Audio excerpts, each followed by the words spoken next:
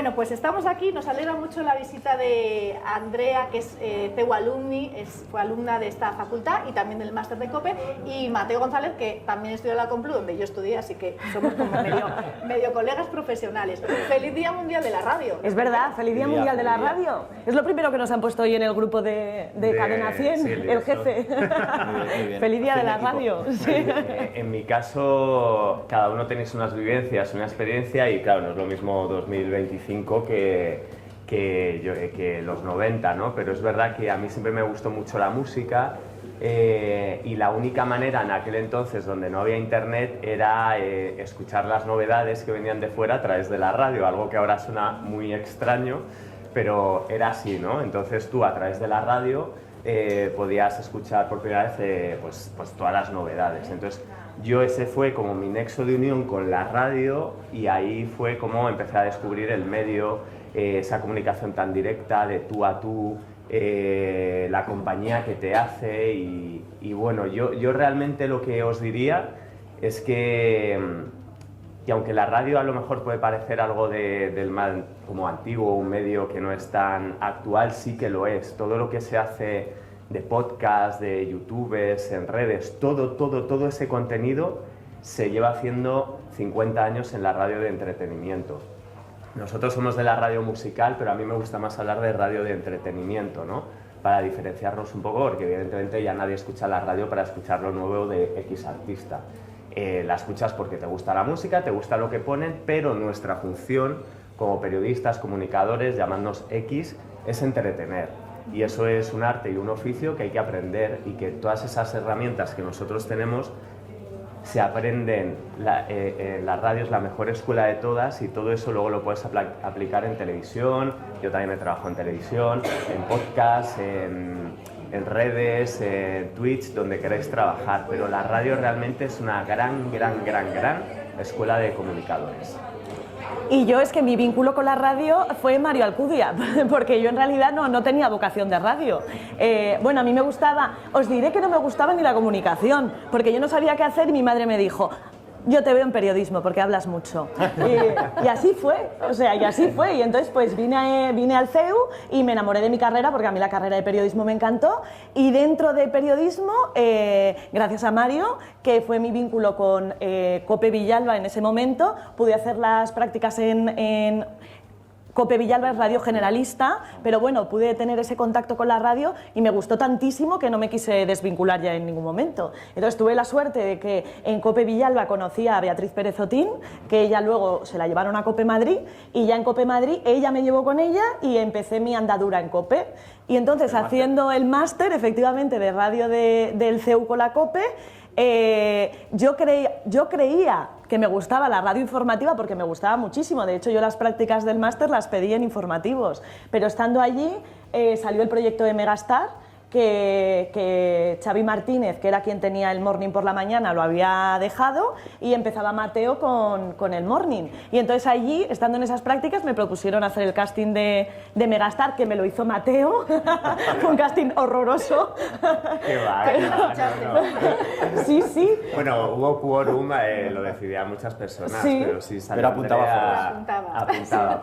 Porque no paraba de hablar. Efectivamente, y desde luego más por entretenimiento, como decía Mateo, que por musical. Y entonces entré en el mundo de Megastar y me enamoré de la radio entretenimiento, como dice Mateo. Claro, es importante que la radio musical, a ver, algo de música, te vas a trabajar con música, pero a Andrea, por ejemplo, no le gusta la música. A ver, puedes trabajar en una radio musical y que no te guste la música que pones. A mí me ha pasado muchísimas veces. Es más, se repiten siempre, lo sabéis, los mismos artistas, etc. Al final, que eso nos impida trabajar. Por ejemplo, el día de mañana trabajo en Cadena Dial.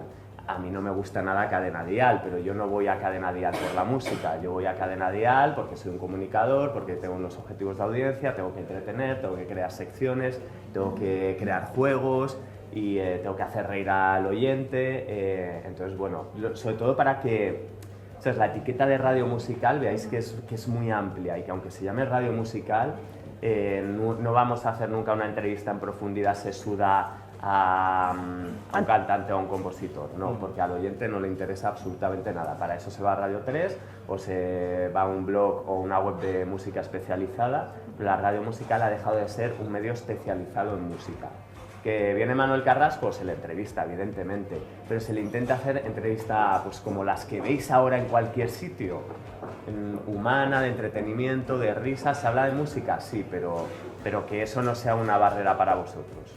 Oye, y quizás solo pensamos que la radio generalista pues, es capaz de generar opinión pública, ¿no? Pero yo veo Cadena 100, por ejemplo, y tiene muchas iniciativas sociales. El concierto de Cadena 100 por ellas, el concierto de la lucha contra el cáncer de mama, ¿no? Es decir, y hay una que vivisteis vosotros especialmente en primera persona, que fue aquella campaña contra el bullying. Sí. ¿Cómo se llamaba? Ni me paso, no. Ni paso, ni me paso. Ni me paso. ¿Cómo fue? Yo creo que fue impresionante aquello, la acogida que tuvo. ¿Cómo lo vivisteis? Y sobre todo, imagino que os disteis también cuenta de ese poder de la radio también como, ¿no? Como generadora de opinión pública en ese sentido, una radio de entretenimiento de la que hablabais antes. Pues nos apetecía hacer algo que tuviera que ver con... Tú siempre trabajas para el target de la emisora donde estés, entonces Megastar, el target era un target, si no recuerdo mal, de 14 a 24 sí. o algo así. Entonces, bueno, Cadena 100 ya tenía lo del cáncer de mama, tal, y siempre le estuvimos dando vueltas a ver qué tema podíamos tratar. Es verdad que todavía no se hablaba mucho del bullying, no era algo que estuviera en la conversación social, pero bueno, yo en el colegio sí que sufrí bullying, entonces yo tenía eso ahí marcado y se lo propuse al equipo y con el consultorio, los directores evidentemente, porque no teníamos ni idea de cómo lanzar una campaña social a través de un programa de radio musical, nos fueron dando una serie de pautas y entonces, bueno, tuvimos que reunirnos con expertos, con especialistas, porque tú tú no dejas de ser un periodista y no puedes meter la pata en un tema tan delicado. Entonces estuvimos hablando con muchísima gente, con asociaciones, entre nosotros y bueno, y salió ese eslogan de ni paso ni me paso, porque ahí nos dimos cuenta que en el bullying realmente la mayoría de la gente no lo sufre, gracias a Dios, y la mayoría de la gente no es agresora, pero la mayoría de la gente no hace nada y el agredido se siente muy solo. Entonces si conseguíamos poner el foco en esa gran mayoría, que en vez de callarse, acompañar a la persona que lo estaba pasando mal, era un paso muy importante. Bueno, nació el eslogan y fue una campaña que duró muchos años. Sí, muchos años. El primer año creo que solo quisimos lanzar el hashtag, que era cuando Twitter estaba en su apogeo, trending topic ya te convertía en noticia. Lo conseguimos, fue mundial y bueno, pues imaginaos, meses y meses gestionando con famosos, gente que moviera muchísima gente, que nos tuitearan, que pusieran ese hashtag. Creo que eso fue el primer año. El segundo hicimos lo de la recogida de firmas, ¿no? Y el segundo ya hicimos la recogida de firmas con Change.org, que también estaba como en el momento más... O sea, en el momento en el que hagáis algo hay que cogerlo, o sea, ahora a lo mejor Change no tiene la repercusión que tenía antes y mucho menos Twitter. Pero bueno, cogimos esas herramientas y teníamos un programa, teníamos un micro. Y la verdad es que fue muy orgánico, hubo mucho trabajo detrás, que una vez que lo lanzas dices, bueno, vamos a lanzarlo a ver qué pasa. Y cuando lo lanzamos, de repente también Megastar estaba en un punto muy fuerte, creciendo mucho, en Madrid era una emisora muy potente y tal. Bueno, pues todo de repente tú lanzas el granito de arena, va creciendo, va creciendo, va creciendo y al final los acabó recibiendo el ministro de Educación de aquel entonces, que no me acuerdo quién era, don Íñigo, no sé qué, bueno. Claro, sí, justo. Y me acuerdo lo más divertido, que esto lo hacía, claro, en el día a día ningún jefe está pendiente de ti, confían en ti, tú vas trabajando. Entonces a mí me hizo mucha gracia el momento en el que, claro, que esto lo gestionamos nosotros sin consultar a nadie, y cuando llamamos al jefe, que era Javier Llano, y le dijimos, oye, que nos recibe el ministro de Cultura en el ministerio. Bueno, y de repente ya sonaron todas las alarmas COPE, dice, no hagáis nada. Entonces ya ahí entró protocolo, comunicación, etc. Y fue como muy bonito y muy guay, porque además no se esperaban que lográramos nada de esto, porque éramos como la emisora más pequeñita de todo el grupo. Una virtud y un defecto de cada uno. Pero que yo diga los de Mateo y Mateo los míos. Sí. Una virtud, bueno, es que tiene muchas virtudes, es que es verdad. Pero si tuviera que decir una, Mateo tiene una capacidad tremenda para hacer feliz a la persona que tiene al lado, para mí. Y un defecto es que le duele la garganta. No, es broma, pero siempre decimos que cuando le duele la garganta se pone mala leche. No, es que defectos, pues no, es que no te sé decir, es que es muy fácil trabajar con Mateo. Yo de Andrea la alegría como gran virtud y defecto... El histerismo. Sí, que a lo mejor sin querer se ahoga de vez en cuando en un vaso de agua por chorradas absolutas de trabajo. ¿Y mañana o tarde? ¿Cuándo sois más productivos? Por obligación por la tarde. Por obligación, sí.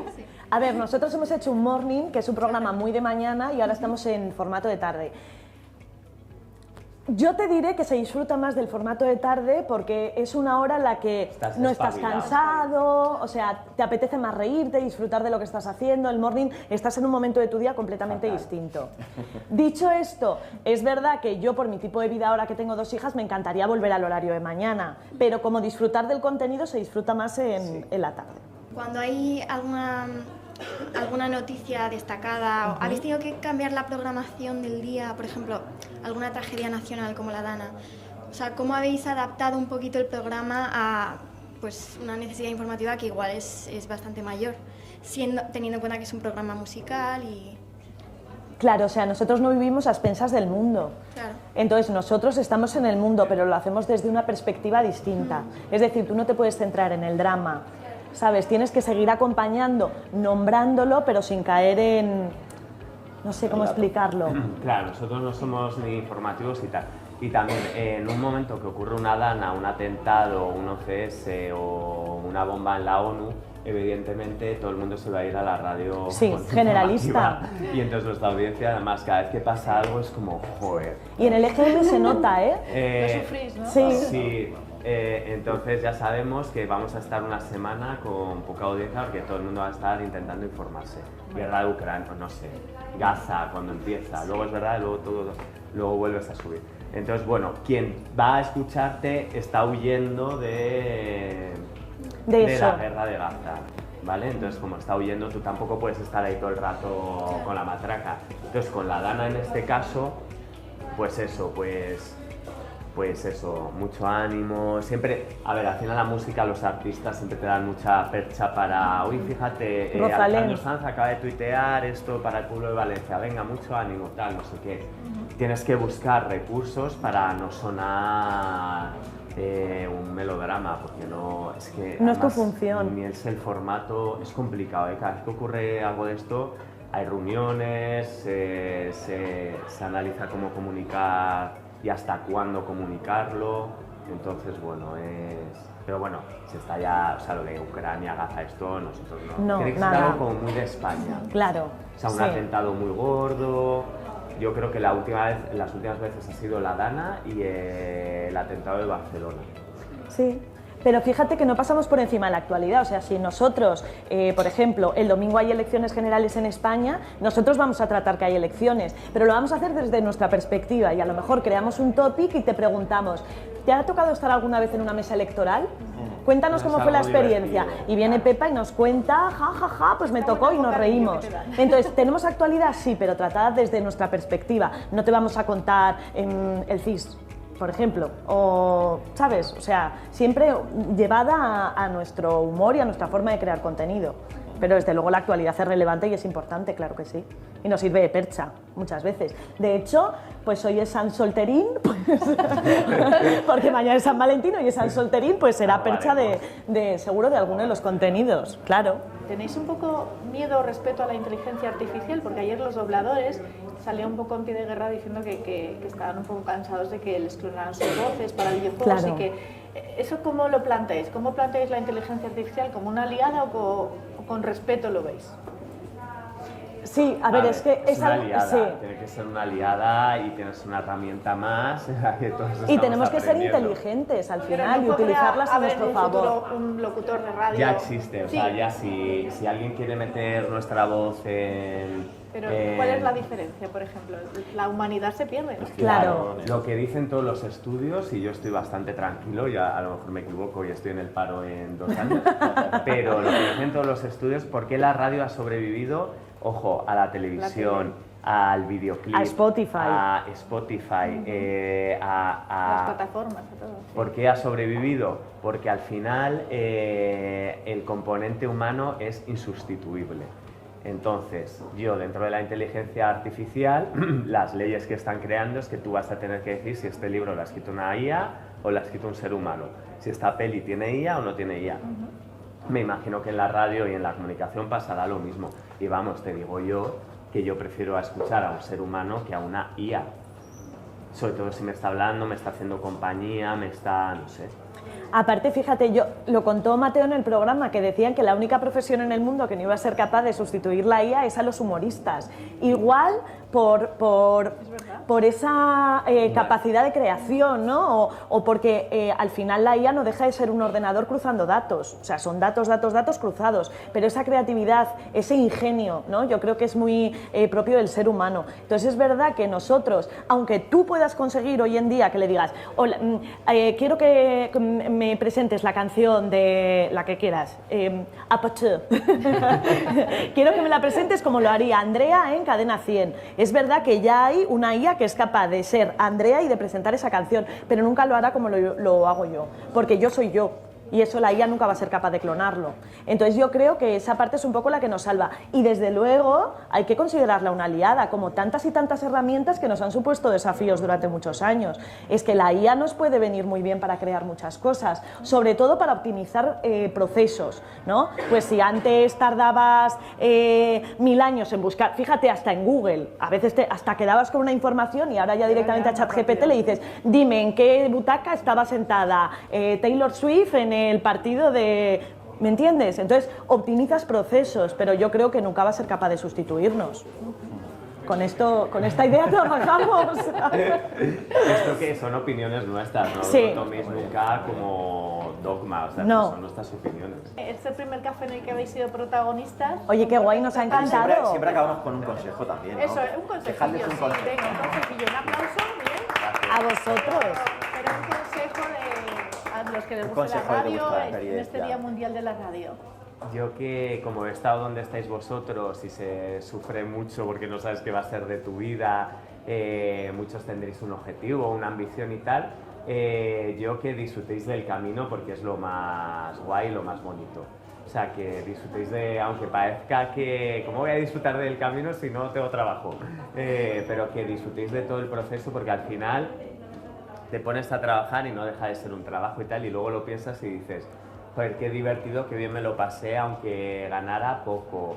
Yo qué sé, es que en esta profesión esto es así, mis amigos ya ganaban sueldos normales y yo era una rata ahí, sin futuro. Entonces, bueno, y ahora lo pienso y digo, joder, qué bien me lo pasé, qué guay haberme metido en teatro, qué guay haber hecho cortos con mis compañeros, qué guay haber hecho tele, qué guay haber hecho radio, que lo disfrutéis, que es lo más bonito. Sí, y mi consejo va un poco por ahí, pues que hagáis lo que os haga felices siempre, a pesar de lo que os digan. O sea, lo más importante en esta vida es ser feliz.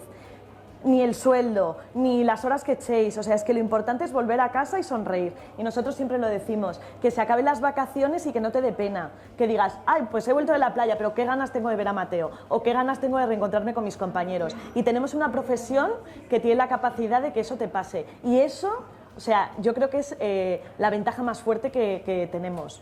Que es que hay mucha gente que vuelve a su trabajo amargada, ¿sabes? Que llega el lunes y dice, oh, joder, otra vez tener que verle la cara a Pepito. Pero es que nosotros tenemos la suerte de decir, joder, qué bonito lo que hago. Entonces yo, pues que seáis muy felices haciendo lo que hagáis.